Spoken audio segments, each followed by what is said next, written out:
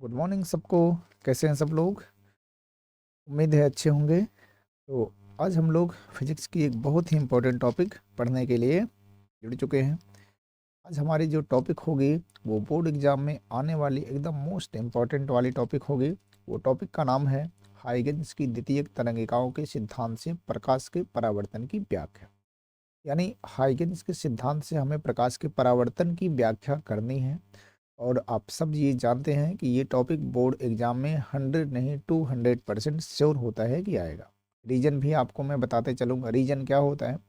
Reason ये है कि हर एक सब चैप्टर का क्राइटेरिया होता है एग्जामिनर के पास कि आपको इस चैप्टर में से इतनी चीज़ें देनी है।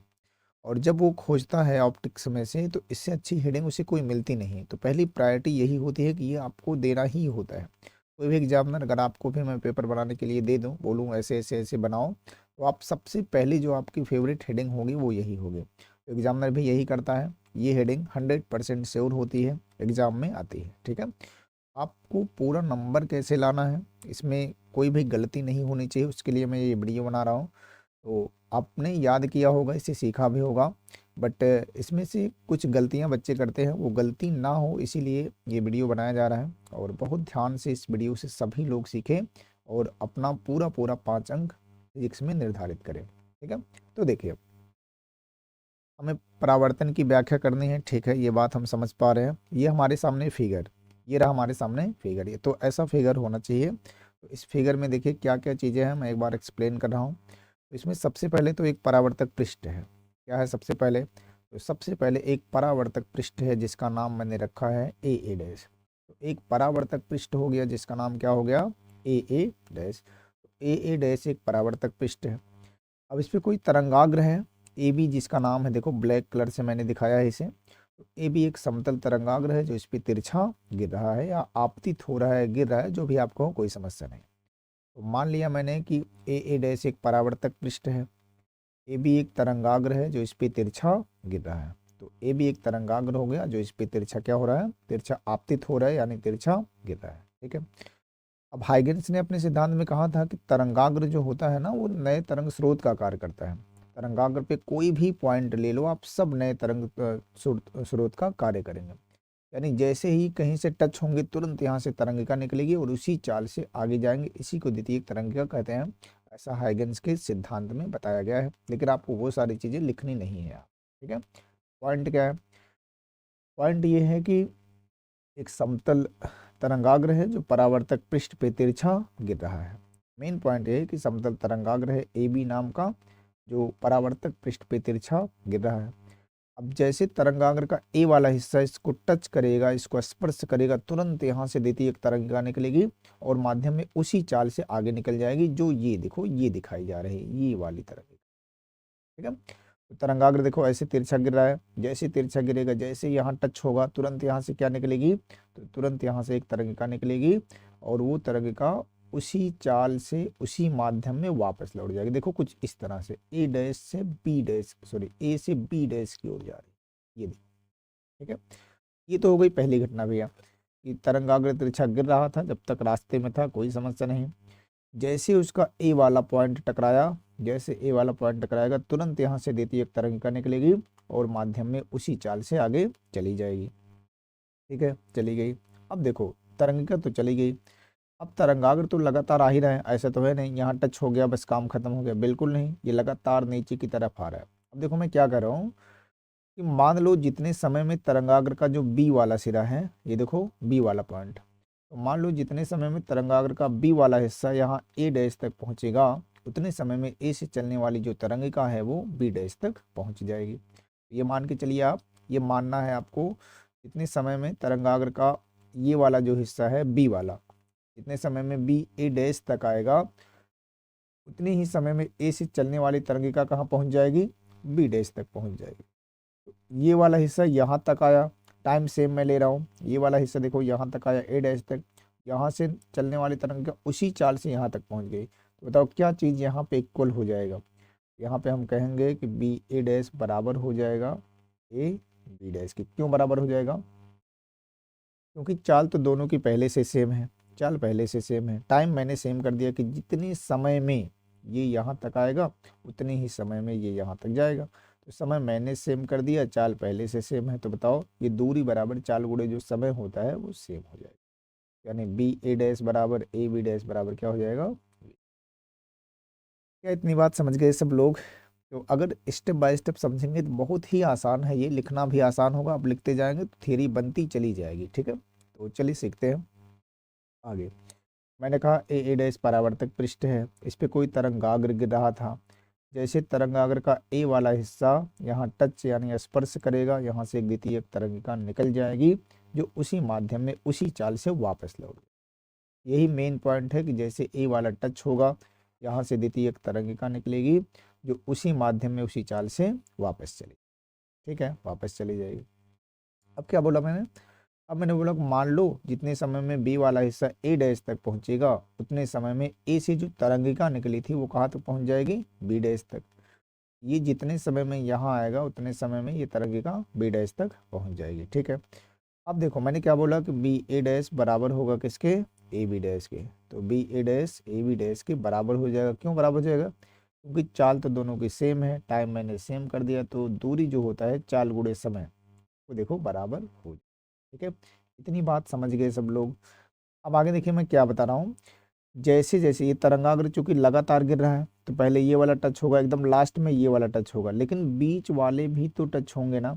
बीच वाले टच होंगे कि नहीं बताइए? ये वाला हिस्सा, ये वाला हिस्सा, ये वाला हिस्सा, ये बीच वाले सभी हिस्से इस बीच वाले हिस्सों को टच करेंगे। तो मैं आगे क्या बोला हूँ, अब जैसे जैसे तरंगाग्र के अगले वाले हिस्से यानी यहाँ वाला ये बीच वाले, तो बीच वाले हिस्से ए डैश के बीच वाले हिस्से को स्पर्श करेंगे और एक जगह से एक द्वितीयक तरंगिका निकलेगी और उसी माध्यम में उसी चाल से आगे चली जाएगी।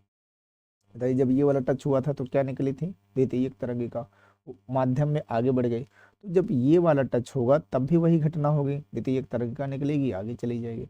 जब यहाँ तीसरा पॉइंट टच होगा तब भी वही घटना, चौथा टच होगा तब भी, यानी कोई भी पार्ट यहाँ टच होगा तो हर बार क्या होगा, एक द्वितीयक तरंगिका निकलेगी और उसी चाल से आगे बढ़ जाएगी।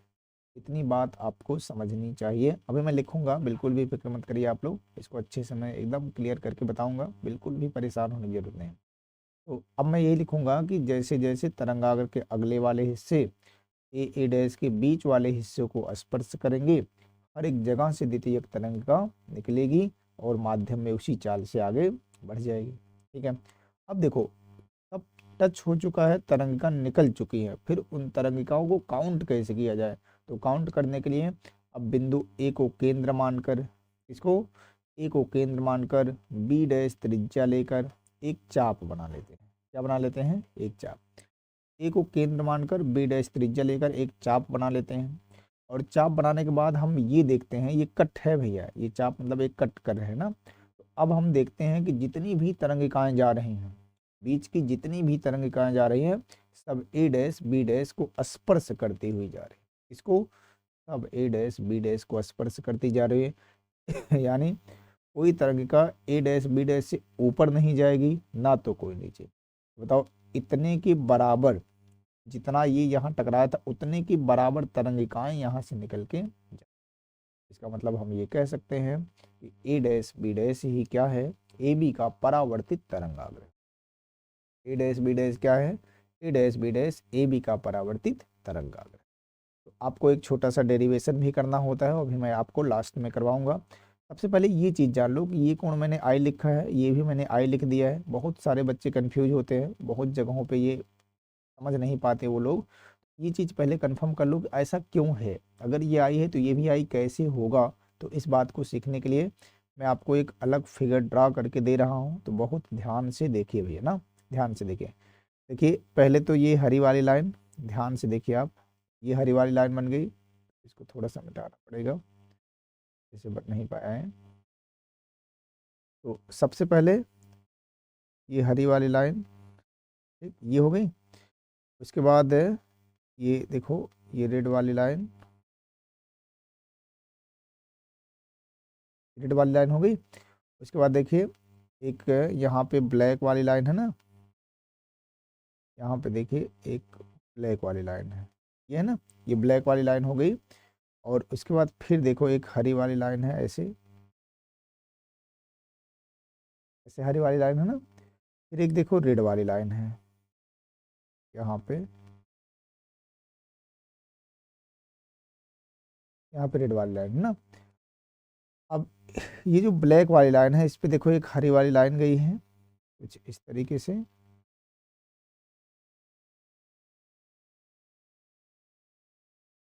तो ठीक है, देखो ये 90 है ना, ये दिखाया गया है क्या है, 90 है। ठीक है, अब ध्यान से देखो, बहुत ध्यान से देखो, मैंने कहा कि ये वाला एंगल हमारा है आई, फिर मैंने कह दिया ये वाला भी आई होगा, यही मैंने कह दिया है ना। तो यही मैंने आपको बताया नहीं कि ऐसा मैं क्यों कह सकता हूँ, क्या रीजन है, तो रीजन मैं बता रहा हूँ, बहुत ध्यान से देखो। ठीक है, मान लो देखो, इस एंगल को मान लो एक्स, और इस पूरे को मान लो वाई, और ये जो बीच में है ना इसको मान लो जेड। ठीक है, इसका मतलब कौन कौन बराबर होना चाहिए बताओ, यक्स और वाई बराबर होना चाहिए। अगर यक्स और वाई बराबर है तो इसका मतलब ये वाला कोण और ये वाला कोण बराबर है, अगर ये आई तो ये भी आई हो जाएगा, यानी यक्स और वाई वाला जो एंगल है वो बराबर होना चाहिए। ठीक है, तो सबसे पहले देखो ये कौन है, ये है अभिलंब, और अभिलंब का मतलब पूरा ये टोटल कोण कितने अंश का होगा, तो अभिलंब का मतलब ये टोटल कोण जो होगा वो 90 का होगा, 90 अंश का। ठीक है, ये कितने अंश का होगा, तो ये 90 अंश का होगा। अभिलंब का मतलब ये एंगल कितने अंश का होगा, तो 90 अंश का होगा। यानी जो y प्लस जेड है, y प्लस जेड की वैल्यू कितनी होगी, 90। ठीक है, क्यों 90, क्लियर हो सब लोग, क्योंकि अभिलंब है, अभिलंब हमेशा 90 अंश का ही कोण बनाता है। तो ये वाला y और ये वाला z कितने का हो गया, 90 अंश। अब देखो ये बताओ, ये 90 अंश है ना, तो ये जो टोटल कोण आपको दिखाई दे रहा है, ये इसका एकांतर है कि नहीं है, ये 90 है, पक्की बात है, 90 मैंने बनाया हुआ है। ये वाला और यक्स प्लस जेड दोनों है, ये एकांतर है कि नहीं, देखो ऐसे ऐसे जेड बना रहा है, ये ऐसे, तो बताओ ये वाला एकांतर है कि नहीं, बिल्कुल एकांतर है। तो अगर एकांतर है और ये 90 है, तो बताओ ये भी 90 होगा कि नहीं होगा, इसलिए हम कह सकते हैं यक्स प्लस जेड बराबर भी कितना, एक में से दो को घटा दो, माइनस माइनस माइनस कट गया, वाई माइनस एक्स बराबर 0, यानी वाई बराबर कितना। इस तरह से ये वाला अगर आई है तो ये वाला भी क्या होगा, आई होगा। तो ये मैंने आपको समझा दिया, ये बहुत जगहों पे आप कंफ्यूज होते हैं, मिलता नहीं है, तो इसलिए मैंने सोचा आपको बता दूं। तो इस तरह ये वाला अगर आई है तो ये वाला भी आई होगा। ठीक है, समझ गए ना सब लोग। ये वाई और जेड 90 अंश होगा, क्यों 90 अंश होगा, अभिलंब है भैया ना। और यक्स प्लस जेड 90 अंश होगा, क्यों, क्योंकि इसका एकांतर है, वो एकांतर है, ये होगा। तो मैंने दोनों को घटा दिया, जो भी आया आप देख ही रहे हैं। तो ये इस लेवल पे ये चीज़ें आपको आनी चाहिए। ठीक है, तो ये सारी थियरी समाप्त हुई। अब मैं इसे लिख के आपको अच्छे से समझाता हूँ कि आपको क्या गलती नहीं करनी है। ठीक है, क्या गलती नहीं करनी, लिखना कैसे। तो बातें क्लियर सब लोग, क्या बताया मैंने, ए डैश समतल सॉरी ए डैश परावर्तक पृष्ठ हो गया, समतल तरंगाग्र गिर रहा है, ये जैसे टच होगा यहाँ से तरंगिका निकलेगी और उसी चाल से आगे जाएगी। जितने समय में बी ए डैश तक पहुंचेगा उतने समय में तरंगिका बी डैश तक पहुंचेगी, यानी बी ए डैश और ए बी डैश दोनों बराबर। अब सीधी सी बात है, जैसे जैसे तरंगाग्र के अगले वाले हिस्से यहाँ टच करेंगे, हर जगह से तरंगिका निकलेगी और उसी चाल से वो आगे चली जाएगी। अब इनको सबमिट करना है, कलेक्ट करना है आपको, तो ए को केंद्र मानिए, बी डैश त्रिज्या लेके एक आर्क लगाइए, चाप लगाइए, तो आप देखेंगे, हम ये देखेंगे कि सारी तरंगिकाएं ए डैश बी डैश से ही होकर जा रही हैं। तो इस तरह हम कहेंगे कि जो ए डैश बी डैश है वही वाला ए बी का परावर्तित तरंगाग्र। तो बस इतना सा लिखना है। अब मैं लिखना प्रारंभ कर रहा हूँ, आप बहुत ध्यान से चीज़ों को समझते जाइए। ठीक है, तो देखो लिखने का तरीका क्या होगा आपके, तो यहाँ से मैं लिखना स्टार्ट कर रहा हूँ। तो ऐसे कहेंगे माना एक समतल तरंगाग्र, तो ध्यान से देखते जाइए, मैं थोड़ा स्पीड से लिखूंगा। माना एक समतल तरंगाग्र, माना एक समतल तरंगाग्र ए बी किसी परावर्तक पृष्ठ, ए बी जो है वो किसी परावर्तक पृष्ठ ए ए डैश पर तिरछा आपतित हो रहा है, चाहे गिर रहा है चाहे आपतित हो रहा है, पर तिरछा आपतित हो रहा है, तिरछा क्या हो रहा है, तिरछा आपतित हो रहा है। ठीक है, अब आगे क्या लिखूंगा मैं, जैसे ही आप देख रहे हैं, जैसे ही तरंगाग्र का, जैसे ही तरंगाग्र का सिरा ए, जैसे ही तरंगाग्र का सिरा ए परावर्तक पृष्ठ को स्पर्श करता है, परावर्तक पृष्ठ को स्पर्श करता है, परावर्तक पृष्ठ को स्पर्श करता है, वहां से एक द्वितीयक तरंगिका निकलती है। वहां से क्या निकलती है? वहां से एक द्वितीयक तरंगिका निकलती है, एक द्वितीयक तरंगिका निकलती है, जो माध्यम में उसी चाल से, जो माध्यम में उसी चाल से वापस लौट जाती है, जो माध्यम में उसी चाल से क्या करती है? वापस लौट जाती है, जो माध्यम में उसी चाल से वापस लौट आती है। ठीक है, तो देखो ये बातें मैं आपको सिखाया था कि तरंग अगर आ रहा है, गिर रहा है, जैसे यहाँ टच होगा, यहाँ से एक तरंगिका निकलेगी, जो माध्यम में उसी चाल से कहाँ चली जाएगी? वापस लौट जाएगी। अब देखो, अब मैं क्या करूँगा? अब मैं लिखूंगा माना। क्या लिखूंगा? माना। माना जितने समय में, माना जितने समय में तरंगाग्र, इतने समय में तरंगाग्र का सिरा बी, तरंगाग्र का सिरा बी ए डैश तक पहुंचता है, सिरा बी ए डैश तक पहुंचता है, उतने ही समय में, उतने ही समय में ए से चलने वाली तरंगिका, ए से चलने वाली तरंगिका वी डैश तक पहुंच जाती है। वी डैश तक क्या होती है? वी डैश तक पहुंच जाती है। तब बताओ तब क्या होगा? तब जो ए वी डैश होगा वो बी ए डैश के बराबर होगा। क्यों बराबर होगा? वी टी के बराबर दोनों होगा। ठीक है, इतनी चीज आपको फर्स्ट पैराग्राफ में लिखना है। पहले पैराग्राफ में इतनी चीजें आपको स्पष्ट करके बतानी है। देखो एक चीज कंफर्म हो गया। अब दूसरे पैराग्राफ में क्या लिखोगे? अब दूसरे पैराग्राफ में लिखोगे कि जैसे जैसे, जैसे जैसे तरंगाग्र के अगले हिस्से, जैसे जैसे तरंगाग्र के अगले हिस्से परावर्तक पृष्ठ, परावर्तक पृष्ठ ए डैश के बीच वाले हिस्सों को, बीच वाले हिस्सों को स्पर्श करते हैं, बीच वाले हिस्सों को स्पर्श करते हैं, प्रत्येक स्थान से क्या होता है? स्पर्श करते हैं तो प्रत्येक स्थान से द्वितीयक तरंगिकाएं निकलती हैं। प्रत्येक स्थान से क्या होता है? द्वितीयक तरंगिकाएं निकलती हैं। एक स्थान से द्वितीयक तरंगिकाएं निकलती हैं। मैंने कहा जैसे जैसे तरंगाग्र के अगले हिस्से परावर्तक पृष्ठ ए डैश के बीच वाले हिस्से को स्पर्श करेंगे, प्रत्येक स्थान से क्या निकलेगी? द्वितीयक तरंगिकाएं निकलती हैं, जो जो माध्यम में, जो माध्यम में उसी चाल से आगे बढ़ जाती हैं, जो माध्यम में उसी चाल से कहाँ चल जाती हैं? आगे बढ़ जाती हैं।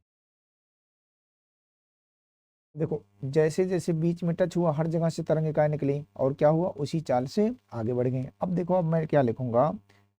अब बिंदु, अब इनको कलेक्ट करना है।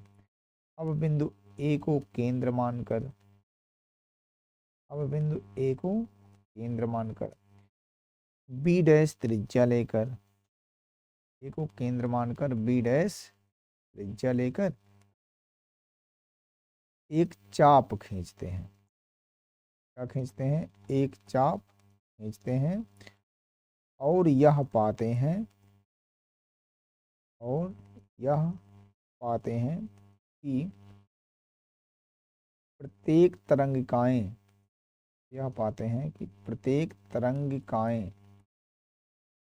A dash B dash A dash B dash को स्पर्श करती हुई जाती हैं, को स्पर्श करती हुई जाती हैं। अतः ए डैश बी डैश ही ए बी का परावर्तित तरंगाग्र है, ए बी का परावर्तित तरंगाग्र है। ठीक है, तो इस तरह आपको जब भी ये हेडिंग आएगी तो पहला काम तो फिगर बनाना है। ठीक है, आपने फिगर बना दिया। ठीक है, पहला काम तो फिगर बनाना है, 2 नंबर का फिगर होता है। फिर 2 नंबर की थ्योरी भी होती है, तो 2 नंबर फिगर बना दिया आपको मिल जाएगा, बिल्कुल 2 नंबर मिल जाएगा। फिगर बना दिए 2 नंबर मिल जाएगा, 2 नंबर की थ्योरी होती है। फिर लास्ट 1 नंबर का थोड़ा सा डेरिवेशन भी होता है, तो चलो मैं उसको भी सिखाता हूँ आपको, तो बहुत ध्यान से देखेंगे सभी बच्चे। अब देखो 2 त्रिभुज आपको नजर आ रहे होंगे, 2 त्रिभुज, एक त्रिभुज का नाम है देखो ए बी और ए डैश।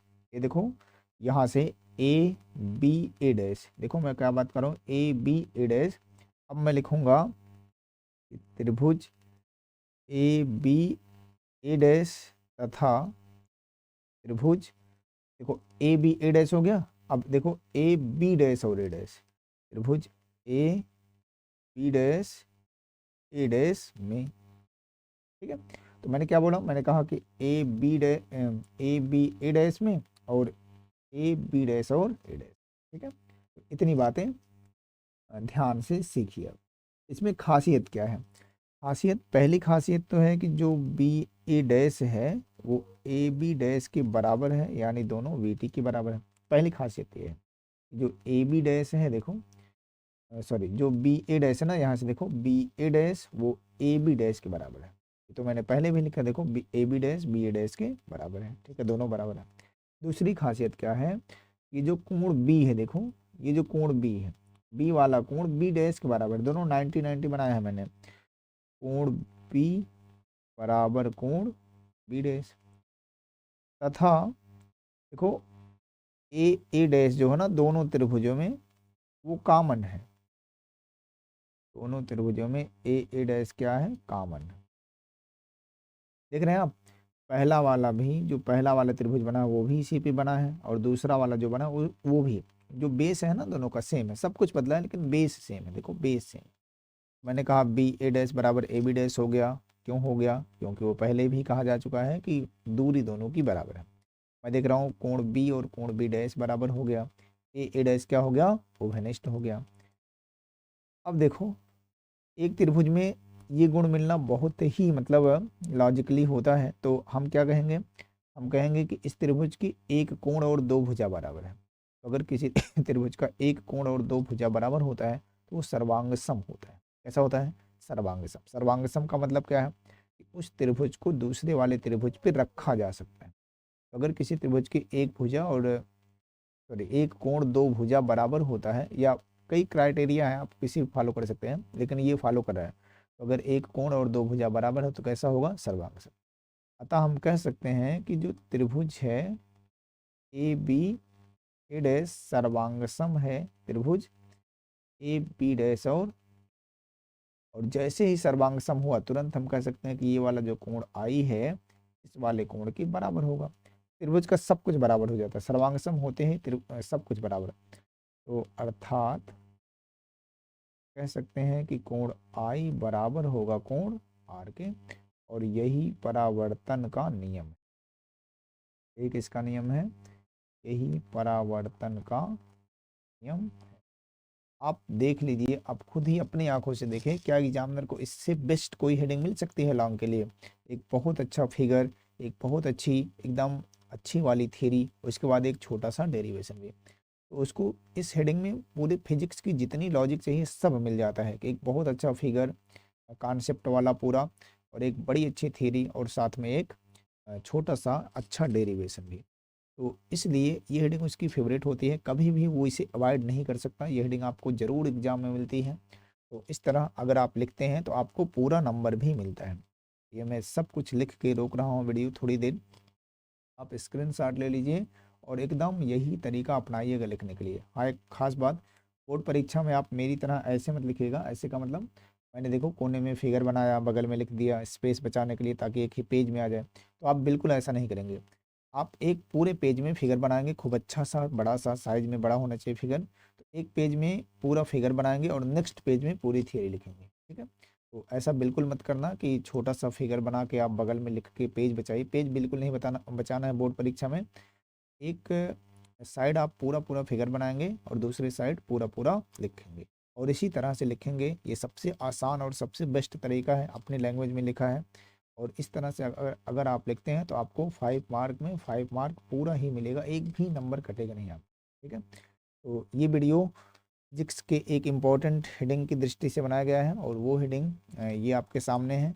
तो इसी तरह फिजिक्स के और भी इम्पोर्टेंट वीडियो मैं बना के दूंगा आपको। टोटल टोटल केवल 20 वीडियो ऐसे देखने हैं, केवल 20 हेडिंग पढ़नी है, और इसी में से फिजिक्स की लगभग चीज़ें कवर हो जाएंगी, ठीक है। तो उसमें से एक हो गया, अब आपको केवल 19 पढ़ना है, और इसका नेक्स्ट पार्ट जल्द ही मैं बनाऊँगा।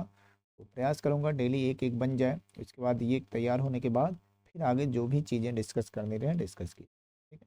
तो आज के लिए इतना ही। सब लोग स्वस्थ रहें, मस्त रहें।